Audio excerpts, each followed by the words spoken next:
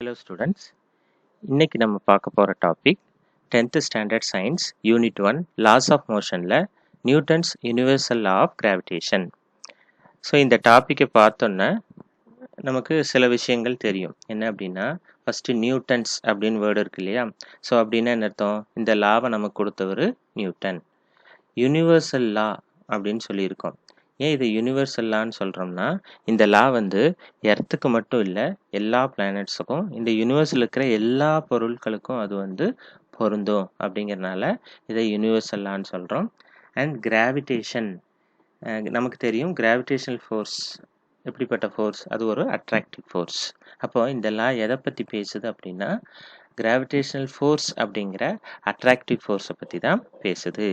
So Newton கொடுத்த இந்த யூனிவர்ஸில் இருக்கிற எல்லா பொருட்களுக்கும் பொருந்தக்கூடிய ஒரு கிராவிடேஷனல் ஃபோர்ஸை பற்றி இந்த லா சொல்கிறதுனால இந்த லாக்கு பேர் Newton's universal law of gravitation. Okay, இது என்ன அப்படிங்கிறத புரிஞ்சுக்கிறதுக்கு ரொம்ப சிம்பிளான ஐடியா. நம்ம ஒரு கிளாஸில் 50 ஸ்டூடெண்ட்ஸ் இருக்கீங்க அப்படின்னா உங்களில் இப்போ நீங்கள் இருக்கீங்கன்னா ஒருத்தருக்கும் மீதி இருக்கிற 49 ஸ்டூடெண்ட்ஸுக்கும் நடுவுலையும் கண்டிப்பாக என்ன இருக்கும்? ஒரு அட்ராக்டிவ் ஃபோர்ஸ் கண்டிப்பாக இருக்கும். அது மட்டும் இல்லை, உங்களை சுற்றி இருக்கக்கூடிய மற்ற பொருட்களுக்கும் உங்களுக்கும் நடுவில் கூட ஒரு அட்ராக்டிவ் ஃபோர்ஸ் இருக்கும். சரிங்களா? அதே மாதிரி தான் ஒவ்வொரு பொருளும் இன்னொரு பொருளையும் என்ன பண்ணும்? ஒரு அட்ராக்டிவ் ஃபோர்ஸ் கொடுத்துக்கிட்டே இருக்கும். அப்படிங்கிறதா Newton's universal law of gravitation. அப்போ இது பெரிய பொருளுக்கு மட்டும்தான் பொருந்துமானா இல்லை, ஒவ்வொரு பொருள்லையும் இருக்கிற ஒவ்வொரு ஆட்டம்ஸுக்கு நடுவுலையும் என்ன இருக்கும் அப்படின்னா ஒரு கிராவிடேஷனல் ஃபோர்ஸ் கண்டிப்பாக இருக்கும். அப்போது கிராவிடேஷனல் ஃபோர்ஸ் அப்படிங்கிறது இந்த யூனிவர்ஸில் இருக்கிற எந்த பார்ட்டிக்கிளாக எடுத்துட்டாலும் ஒவ்வொரு பார்ட்டிக்கிளுக்கும் இன்னொரு பார்ட்டிக்கிளுக்கு நடுவுலையும் அந்த அட்ராக்டிவ் ஃபோர்ஸ் இருக்கத்தான் செய்யும். அப்போ நமக்கு டவுட் வரலாம், கிளாஸில் 2 ஸ்டூடெண்ட்ஸ் இருக்காங்க, ஆனால் நம்ம ஸ்டூடெண்ட்ஸுக்கு நடுவில் இருக்கக்கூடிய கிராவிடேஷனல் ஃபோர்ஸை நம்மளால் உணர முடியல. அது ஏன் அப்படின்னா அதுக்கு சில காரணங்கள் இருக்குது. அது என்ன அப்படிங்கிற கிளாரிட்டிக்காக தான் இப்போ இந்த டாபிக் நம்ம பார்க்க போகிறோம். சரிங்களா? ஓகே, ஸோ இந்த லா என்ன சொல்லுது? This law states that every particle, நான் முதலே சொன்னேன், பெரிய பொருள் மட்டும் இல்லை, சின்ன சின்ன பார்ட்டிகிள்ஸ், ஆட்டம்ஸ் அண்ட் மாலிகுல்ஸ்க்கு நடுவில் கூட, so every particle of matter in the universe attracts every other particle, மற்ற பார்ட்டிக்கிளை ஒரு ஃபோர்ஸ் கொடுக்கும் அப்படின்னு அர்த்தம். That is a gravitational force between every particle in the universe. அவ்வளோதான், சிம்பிளாக முடிச்சுக்கலாம். ஒவ்வொரு பார்ட்டிக்கிளும் மற்ற பார்ட்டிக்கிளை அட்ராக்ட் பண்ணும் அப்படிங்கிறதா இதனுடைய இம்பார்ட்டன்ஸ். ஓகே, இதனுடைய ஸ்டேட்மெண்ட்டை நம்ம புரிஞ்சுக்கிறதுக்கு நம்ம அந்த டெரிவேஷன் பார்த்துட்டு இந்த ஸ்டேட்மெண்ட் வந்தால் இன்னும் கிளியராக புரியும். ஓகே, ஸோ 2 ஆப்ஜெக்ட்ஸ் எடுத்துக்கலாம். சரி, இது ஏபின்னு கூட வச்சுக்கலாம். ஒரு ஆப்ஜெக்ட் ஏ, இன்னொரு ஆப்ஜெக்ட் பி. ஃபர்ஸ்ட் ஆப்ஜெக்டுடைய மாஸ் வந்து m1 அப்படின்னு எடுத்துக்கலாம். செகண்ட் ஆப்ஜெக்டுடைய மாஸ் வந்து m2 அப்படின்னு எடுத்துக்கலாம். ஸோ இங்கே பார்த்தீங்கன்னா இந்த டயக்ராமில் என்ன கொடுத்துருக்காங்க? F1 F2 2 கொடுத்துருக்காங்களா? அப்படின்னா என்ன அர்த்தம்? ஏங்கிற பொருள் பி மேலே ஒரு அட்ராக்டிவ் ஃபோர்ஸை கொடுக்கும், அதே மாதிரி பிங்கிற பொருள் ஏங்கிற பொருள் மேலே ஒரு அட்ராக்டிவ் ஃபோர்ஸை கண்டிப்பாக கொடுக்கும். ஓகே, அதே மாதிரி இந்த ஆர் அப்படிங்கிறது என்னன்னா இந்த ஆப்ஜெக்டோட சென்டர் ஏயோட சென்டர்லேருந்து பியோட சென்டர் வரைக்கும் இருக்கிற இந்த டிஸ்டன்ஸை தான் நம்ம என்னென்னு எடுத்துக்கிறோம் அப்படின்னா ஆர்னு எடுத்துக்கிறோம். ஓகே, இப்போ நம்ம எதை பற்றி சொல்ல போகிறோம் அப்படின்னா ஏக்கும் பிக்கும் நடுவில் ஃபோர்ஸ் இருக்குன்னு சொல்கிறோம் இல்லையா? அது F1ன்னு எடுத்துக்கிட்டாலும் சரி, F2ன்னு எடுத்துக்கிட்டாலும் சரி. ஏன்னா ஏ பி மேலே என்ன ஃபோர்ஸை கொடுக்குதோ அதே ஃபோர்ஸை தான் பி ஏ மேலேயே கொடுக்க போகுது. அதனால ஜென்ரலாக Fன்னு எடுத்துக்கிறோம். F1 இந்த இடத்துல F1 F2 எல்லாமே எதுக்கு ஈக்குவல்னா Fக்கு ஈக்குவல் தான். ஏன்னா F1 is equal to F2.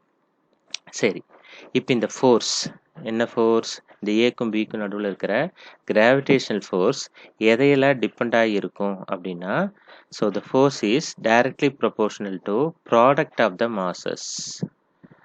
M1 M2ன்னு 2 பொருள் இருக்கு இல்லையா? இப்போ இதோடைய மாஸ் 10 kg, இதோடைய மாஸ் 5 kgன்னு வச்சுக்கோங்க.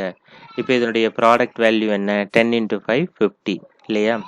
அப்போது 50 kg இருக்குது அப்படின்னா இப்போ இதுக்கு ஒரு ஃபோர்ஸ் இருக்கும். இந்த 2 ஆப்ஜெக்ட்ஸ் நடுவில் இருக்கிற ஃபோர்ஸ் இருக்கும். இது வந்து 100 kg ஆகும், இது வந்து ஒரு 50 kg ஆகும் இருந்துச்சு அப்படின்னா இப்போ இந்த வேல்யூ என்ன ஆகும்? 100 × 50 5000 kgன்னு ஆயிருமா? இப்போது ஃபஸ்ட்டு 10 kg 5 kg இருந்தப்போ அந்த 2 ஆப்ஜெக்ட்ஸ்க்கு நடுவில் இருந்த ஃபோர்ஸை விட இப்போ 5000 கேஜி ஆனதுக்கப்புறம், அதாவது இந்த மாசஸ்னுடைய ப்ராடக்ட் வேல்யூ அதிகமானோடனே அந்த ரெண்டு ஆப்ஜெக்ட்ஸ்க்கு நடுவில் இருக்கிற ஃபோர்ஸும் என்ன ஆயிரும், அதிகமாயிரும். புரியுதுங்களா? அதாவது ஃபோர்ஸ், ரெண்டு ஆப்ஜெக்ட்ஸ்க்கு நடுவில் இருக்கிற ஃபோர்ஸ் எதை டிபெண்ட் ஆகிருக்குன்னா, ரெண்டு ஆப்ஜெக்ட்ஸுடைய மாசஸை மல்டிப்ளை பண்ணி வரக்கூடிய அந்த ப்ராடக்ட் வேல்யூ அதிகமாக இருந்தால் ஃபோர்ஸ் அதிகமாக இருக்கும், கம்மியாக இருந்தால் ஃபோர்ஸ் கம்மியாக இருக்கும். இப்போ நம்ம முதலே சொன்னோம், இப்போ நான் கிளாஸில் 2 ஸ்டூடெண்ட்ஸ் இருக்கீங்க, உங்கள் 2 பேர்த்துக்கு நடுவில் இருக்கிற ஃபோர்ஸை உங்களால் உணர முடியல. ஏன்னா அது ரொம்ப கம்மியாக இருக்குது. ஏன் கம்மியாக இருக்குது? ஆனால் பூமிக்கும் நமக்கும் நடுவில் இருக்கிற அட்ராக்டிவ் ஃபோர்ஸை நம்மளால் உணர முடியுது. அதுக்கு என்ன காரணம் அப்படின்னா, எர்த்தோட மாசை M1 வச்சுட்டு உங்களுடைய மாசை M2ன்னு வச்சுட்டீங்க அப்படின்னா, எர்த்தோட மாஸ் எப்படி இருக்கும், அதிகமாக இருக்கும். எர்த்தோட மாஸ் அதிகமாக இருக்கும், நம்மளுடைய மாஸ் கம்மியாக இருந்தாலும் பிரச்சனை இல்லை. ஏன்னா இது ரெண்டையும் மல்டிப்ளை பண்ணும்போது M1 × M2 வேல்யூ எப்படி இருக்கும், வெரி லார்ஜ், அதிகமாக இருக்கும். அப்போது கிளாஸில் 2 ஸ்டூடெண்ட்ஸுக்கு நடுவில் இருக்கிற மாசஸ் கம்மியாக இருக்கிறனால, கம்மின்னா என்ன அர்த்தம், எர்த்தோட மாஸை கம்பேர் பண்ணும்போது நம்மளுடைய மாசஸ் கம்மி அப்படிங்கிறதுனால நம்மளால் 2 ஸ்டூடெண்ட்ஸுக்கு நடுவில் ஃபோர்ஸை ஃபீல் பண்ண முடியல. ஆனால் எர்த்துக்கும் நமக்கும் நடுவில் இருக்கிற ஃபோர்ஸை நம்மளால் ஃபீல் பண்ண முடியுது. So that is the reason. So இப்போ நம்ம ஃபஸ்ட்டு என்ன முடிவுக்கு வந்துட்டோம், ஃபோர்ஸ், ரெண்டு ஆப்ஜெக்ட்ஸுக்கு நடுவில் இருக்கிற ஃபோர்ஸ் எதை டிபெண்ட் ஆகிருக்கு அப்படின்னா, force is directly proportional to product of the masses M1 × M2. அதே மாதிரி இந்த ஃபோர்ஸ் இன்னொரு ஃபேக்டரையும் டிபெண்ட் ஆகிருக்கு. அது என்ன அப்படின்னா R². அது என்ன ஆர் அப்படின்னா, நமக்கு தெரியும் ஆர் அப்படிங்கிறது ரெண்டு ஆப்ஜெக்ட்ஸ்க்கு நடுவில் இருக்கிற டிஸ்டன்ஸ். ஆனால் இந்த ஆரை நம்ம எங்கே எழுதியிருக்கோம், டினாமினேட்டரில் எழுதியிருக்கோம். ஸோ நியூமரேட்டரில் எழுதுகிற குவான்டிட்டிஸ் டைரக்ட்லி ப்ரொபோர்ஷனல் சொல்லணும், டினாமினேட்டரில் எழுதியிருக்கிற குவான்டிட்டிஸ் இன்வெர்ஸ்லி ப்ரொபோர்ஷனல் சொல்லணும். ஓகே, ஸோ இதுக்கு என்ன அர்த்தம் அப்படின்னா, ஸோ அங்கே என்ன சொன்னோம், M1 × M2 அந்த மல்டிப்ளிகேஷன் ப்ராடக்ட் வேல்யூ அதிகமாக இருந்தால் எஃப்பும் அதிகமாகும், கம்மியானா எஃப்பும் கம்மியாகும்னு சொன்னோம். ஸோ இங்கே அப்படியே தலைகீழாக ஆர் வேல்யூ கம்மியாக இருந்தால், அதாவது M1 M2 மாஸ் உள்ள ஆப்ஜெக்ட்ஸ் நெருக்கமாக பக்கத்தில் இருந்தால் ஃபோர்ஸ் அதிகமாக இருக்கும், இந்த டிஸ்டன்ஸ் ஆர் அதிகமாக ஃபோர்ஸு கம்மியாயிரும். இது கம்மியானா இது அதிகமாகும், இது அதிகமானா இது கம்மியாகும். அதுக்கு பேர் தான் இன்வெர்ஸ்லி ப்ரொபோர்ஷனல். அப்போது இந்த ரெண்டு டேர்ம், இது ரெண்டையும் கம்பைன் பண்ணி ஒரே ஃபார்மில் எப்படி எழுதலாம் அப்படின்னா, force is directly proportional to product of the masses and inversely proportional to square of the distance between the masses. சரிங்களா? இந்த 1 and 2 கம்பைன் பண்ணி தான் நம்ம இப்படி எழுதுகிறோம். ஓகே, இதுதான் ஆக்சுவலாக statement, Newton's universal law of கிராவிடேஷனுக்கான ஸ்டேட்மெண்ட் இதுதான். ஸோ இதை இன்னும் எப்படி எழுதலாம் அப்படின்னா, இந்த proportional to M1 M2 / R² எழுதுகிறோம் இல்லையா, இந்த ப்ரொபோர்ஷனாலிட்டி கான்ஸ்டன்ட்டுக்கு பதிலாக நம்ம என்ன பண்ணுறோம், ஈக்குவல் டுன்னு எழுதணும்னா இந்த மொத்த டேர்மையும் ஒரு கான்ஸ்டன்ட்டால் மல்டிப்ளை பண்ணணும். சரிங்களா? அதாவது எ கான்ஸ்டன்ட் இன்ட்டு இருக்கிற வேல்யூ M1 M2 / R². இது எதுக்காக பண்ணணும், இந்த ப்ரொபோர்ஷனாலிட்டி சிம்பிள் ஈக்குவல் டுன்னு எழுதுறதுக்காக நம்ம பண்ணணும். ஸோ இந்த இடத்துல இந்த கான்ஸ்டன்ட்டை நம்ம என்னென்னு எடுத்துக்கிறோம்னா கேபிட்டல் Gன்னு எடுத்துக்கிறோம், and M1 M2 / R². So F, force between any two objects in the universe, அதுக்கான ஃபார்முலா என்னென்னா G × M1 M2 / R².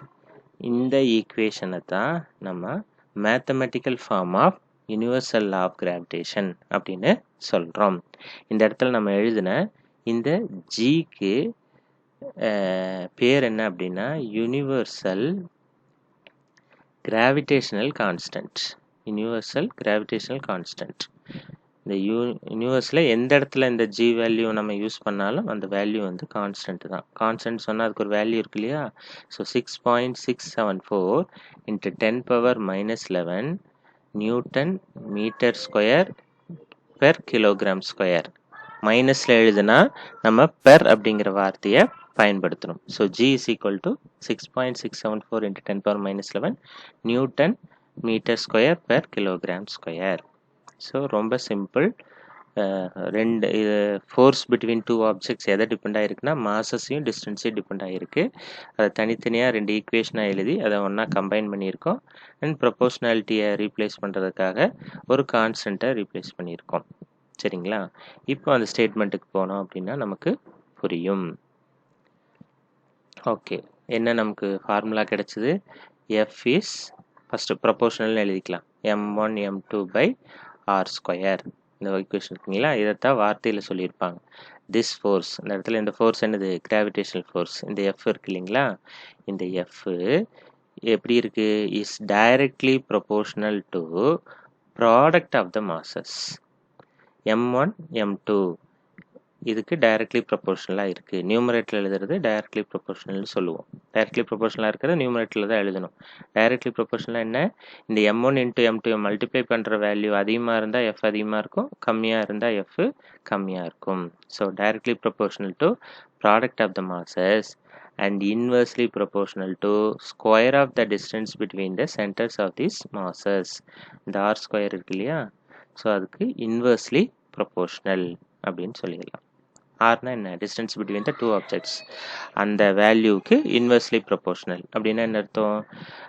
R கம்மியானா F அதிகமாயிரும் அப்படின்னா என்ன அர்த்தம்? ஆப்ஜெக்ட்ஸ் பக்கத்தில் இருந்தால் ஃபோர்ஸ் அதிகமாக இருக்கும், தூரமாக இருந்தால் ஃபோர்ஸ் கம்மியாயிரும் அப்படிங்கிறது தான். அண்ட் ஃபைனலாக இன்னொரு விஷயம் கூட சொல்லியிருக்காங்க. அப்படி உருவாகிற ஃபோர்ஸோட டைரக்ஷன் எப்படி இருக்கும்னா, the direction of the force acts along the line joining the masses. அப்படின்னா என்ன அர்த்தம்? இப்போ நம்ம 2 மாசஸ் எடுத்தோம் இல்லையா, M1 M2, இது ரெண்டோட சென்டரையும் நம்ம ஜாயின் பண்ணி ஒரு லைன் வரைஞ்சோம் அப்படின்னா இந்த லைனில் தான் 2 ஆப்ஜெக்ட்ஸ்க்கு நடுவில் இருக்கிற ஃபோர்ஸ் வந்து ஆக்ட் ஆகிட்டு இருக்கும். அப்போது ஏபி மேலே கொடுக்குற ஃபோர்ஸ் F1 வச்சுட்டிங்கன்னா F1 இந்த டைரெக்ஷனில் ஆக்ட் ஆகும். பி ஏ மேலே கொடுக்குற ஃபோர்ஸை கணக்கில் எடுத்துட்டிங்கன்னா F2 இந்த டைரெக்ஷனில் ஆக்ட் ஆகும். ஆனால் அது எந்த லைனில் இருக்கும் அப்படின்னா, அது ரெண்டையும் ஜாயின் பண்ணுறதுக்காக நம்ம ஒரு லைன் வரைஞ்சோம்னா அந்த லைனில் தான் இந்த ஆப்ஜெக்ட்ஸ்க்கு நடுவில் இருக்கிற ஃபோர்ஸ் வந்து ஆக்ட் ஆகும் அப்படின்னு சொல்லலாம். தேங்க்யூ.